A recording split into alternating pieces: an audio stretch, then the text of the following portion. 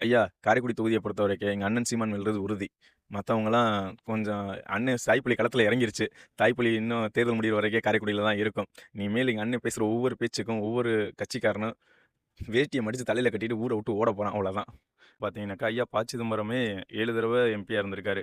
5 தடவ நிதி அமைச்சரா இருந்திருக்காரு. 2 தடவ உள்துறை அமைச்சரா இருந்திருக்காரு. அடுத்து அவங்க பையன் வந்து 2 தடவ எம்பியா இருந்திருக்காங்க. இதுவரைக்கும் நம்ம தொகுதிக்குன்னு இதுவரைக்கும் எதுவும் செஞ்சது கிடையாது. ஏன்னா, இப்ப பார்த்தீங்கன்னாக்கா, காரைக்குடி அப்படின்னு சொன்னாலே, நமக்கு எல்லாருக்கும் கட்டமைப்புல பெருசு தோன்றது செட்டிய வீடுகள் மட்டும் தான். ஏன்னா, மூவிஸ்லயும் பார்த்தீங்கன்னா, அது மட்டும் தான் காட்டிட்டு இருக்காங்க. அதையும் தாண்டி மக்கள் நெறைய பேர் இருக்காங்க. ஸ்லம்ப் ஏரியாஸ் நெறைய இது இருக்கு. அங்கெல்லாம் யாருமே மாட்றாங்க. வந்து அவங்க வந்து வாகன பரப்புரையில வந்து பரப்புரை பண்றதோட சரி. யாரும் இண்டிவிஜுவலா இறங்கி போய் அவங்களுக்கு என்ன தேவை இருக்கு, அவங்களுக்கு என்ன நீடு இருக்கு அப்படின்றத கூட கேட்க மாட்டாங்க. ரொம்ப வேண்டாம். எங்களுக்கு வந்து இருந்தது ஒரு ஜிஹெச் ஒண்ணு இருந்தது காரைக்குடியில. தலைமை மருத்துவமனைன்னு சொல்லி ஒண்ணு இருந்தது. நல்ல பெரிய ஹாஸ்பிட்டல் தான் அது.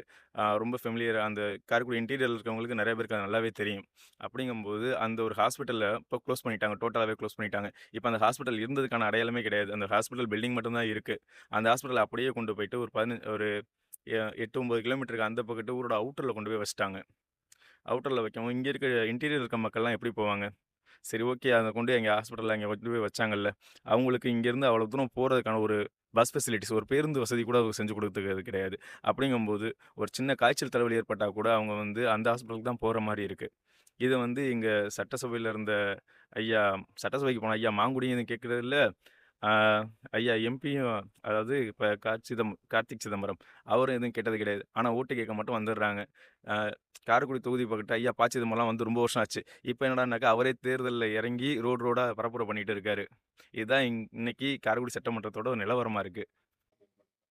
ஐயா! தாவேக்காலாம் இந்த ஆட்டத்திலே கிடையாதுங்க ஐயா. தாவேக்காவ பொறுத்தவரைக்கும் எங்களுக்கு பொறுத்தவரைக்கும் 2 கட்சிகளுக்கு மட்டும் தான் போட்டி. ஒண்ணு வந்து திராவிட கட்சிகளுக்கும், எங்களுக்கு தமிழ் தேசியத்துக்கு மட்டும் தான் போட்டியே நடந்துட்டு இருக்கு. அப்படிங்கும்போது இவங்க என்ன பண்றாங்க, எங்களுக்கு 2மே ஒண்ணு தான் அப்படின்னு சொல்றாங்க. 2மே இதுக்கு ஒண்ணு. ஐயா அது வேற, இது வேறன்னு எங்க அண்ணன் அன்னைக்கே உடைச்சு சொல்லிட்டாரு. அப்ப 2மே ஒண்ணு தான் அப்படின்னு சொல்லி இவங்க கொண்டு வரதுல எந்த அர்த்தமும் கிடையாது. அவங்க வந்து ஒரு சினிமா கவர்ச்சியில இருக்க பின்னணி தான். அவங்களுக்கு வந்து ஓட்டு சேகரிக்கிற பசங்கலாம் பார்த்தீங்கன்னா யார் யாரா இருக்காங்க? ஒரு 10 வயசு குழந்தையா இருக்காங்க. ஒரு 15 வயசு பையனா இருக்கான். ஓட்டுரிமையே இல்லாத குழந்தைகள் மட்டும் தான் அவங்களுக்காக பேசிட்டு இருக்காங்க. மத்தபடி நல்லா படிச்சவங்க வந்து திங்க் பண்றவங்கள வந்து அந்த மாரி நெனைக்கவே மாட்றாங்க. அப்படிங்கும்போது அவங்களுக்கு வந்து ஓட்டு விழுகும்ன்னு சொல்றவங்க பூராமே குழந்தைகளா தான் இருக்காங்க. மேபி இன்னும் ஒரு 20 வருஷம் கழிச்சு வேணா அவங்களுக்கு அவங்க ஓட்டு போடுறதுக்கான வாய்ப்புகள் அதிகமா இருக்கும். ஆனா இப்போதைக்கு யாரும் அவங்களுக்கு ஓட்டு போட வாய்ப்புகள் கிடையாது. அண்ணன் டாக்டர் பிரபு நெறைய விஷயங்கள் செய்றாருன்னு சொல்றாங்க. என்ன செய்றாரு? அவர் வர்றாரு, வேலைகள் பார்க்குறாரு, எல்லாத்தையும் இன்ஸ்டால ரீல்ஸ் எடுத்து போட்டுட்டு இருக்காரு. அவ்வளோதான் பண்றாரு. இப்ப நாளைக்கு வந்து ஒரு ஒரு எம்எல்ஏ ஆயிட்டாரு அப்படிங்கும்போது, மக்களுக்கு வந்து குறைகள் இருக்குன்னா, அவர் வந்து செய்யணும். செய்யாம அத ரீல்ஸ்ல எடுத்து இந்த மக்களுக்கு இது தேவைப்படுது அப்படின்னு சொல்லி ரீல்ஸ்லயே எல்லாத்தையும் அ அனுப்பக்கூடாது யாருக்கும். அவங்களுக்கு என்ன தேவையோ அத செஞ்சு குடுக்கணும். அத ரீல்ஸா எடுத்து அனுப்பி பப்ளிசிட்டி தேடக்கூடாது. இப்ப நாம் தமிழர் பிள்ளைகள பார்த்தீங்கன்னாக்கா, ஏதாவது ஒரு சின்ன பிரச்சனைனாலும் எல்லா பிரச்சனைகளுக்கும் அவங்க தான் முன்னாடி நின்னு குரல் குடுக்குறாங்க. அண்ணன் சீமான பொறுத்தவரைக்கும் அண்ணன் சீமானோட வளர்ப்புன்றது அதுதான் எங்களுக்கு. நாங்க வந்து தலைவனா ஏத்துக்கிட்டது வந்து ஐயா மேதகு பிரபாகரன். அதுக்கப்புறம் எங்க அண்ணன் தான். நாம் தமிழர் கட்சியில வந்து இப்போ ஒரு பிரச்சாரம் நடந்துட்டு இருக்குல்ல, அந்த பிரச்சாரத்துக்கு வர மக்கள பத்தி சொல்லுங்க. யார் யாரெல்லாம் வராங்க? வெளியூர்ல இருந்து வெளிநாட்டுல இருந்து வராங்க. ஐயா இப்ப பார்த்தீங்கன்னாக்கா, நாம் தமிழர் கட்சி வந்து தமிழ்நாட்டுல வந்து நெறைய பேருக்கு தெரிஞ்சிருக்கு.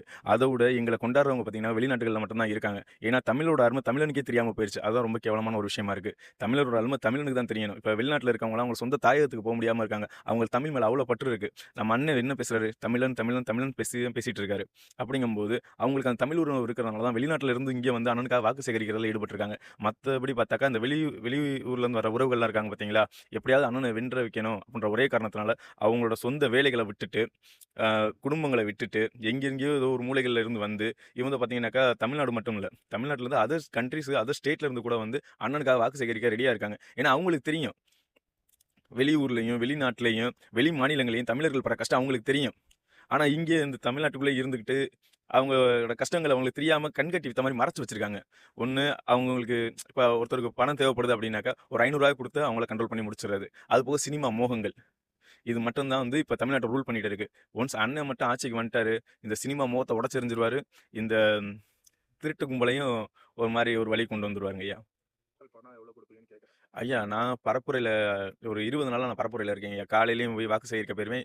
மாலையும் வாக்கு சேகரிக்க போயிடுவேன். அந்த மாரி டயத்துல நாங்க போகும்போது நெறைய மக்கள் எங்ககிட்ட என்ன கேட்குறாங்கன்னா, "எங்களுக்கு எந்த இலவசமும் வேண்டாம். எங்களுக்கு விலைவாசிகள் மட்டும் தான் குறையணும். எங்களுக்கு விலைவாசிகள் குறைஞ்சா மட்டும் போதும்." அப்படின்னு சொல்லும்போது, நாங்க சொல்ற ஒரே கருத்து என்னன்னா, யாராவது உங்களுக்கு தேர்தல்ல இருந்து பணத்த கொண்டு வந்து குடுத்தாங்கன்னா, ஏதாவது ஒரு கட்சிக்காரங்க பணத்த கொண்டு வந்து குடுத்தாங்கன்னா, நீங்க மொத சொல்ல வேண்டிய ஒரே விஷயம், "எனக்கு இந்த பணம் வேண்டாம். எனக்கு விலைவாசிய குறைக்கணும்."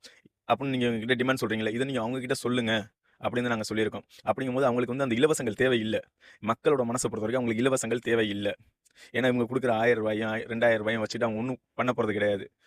இப்ப அவங்களுக்கு எவ்வளவோ கஷ்டங்கள் இருக்கும். இவங்க குடுக்குற 1000மோ, 2000மோ அவங்க குடும்ப கஷ்டத்த தீர்த்து வைக்க போறது கிடையாது. அதுக்கு பதிலா அந்த விலைவாசிகள குறைச்சு, அவங்களுக்கு ஒரு நல்ல வேலைய குடுத்து, ஒரு நல்ல எஜுகேஷன குடுத்தாக்கா, அவங்களே அவங்க தரத்த மேம்படுத்தி, அவங்களே நல்லபடியா வந்துருவாங்க.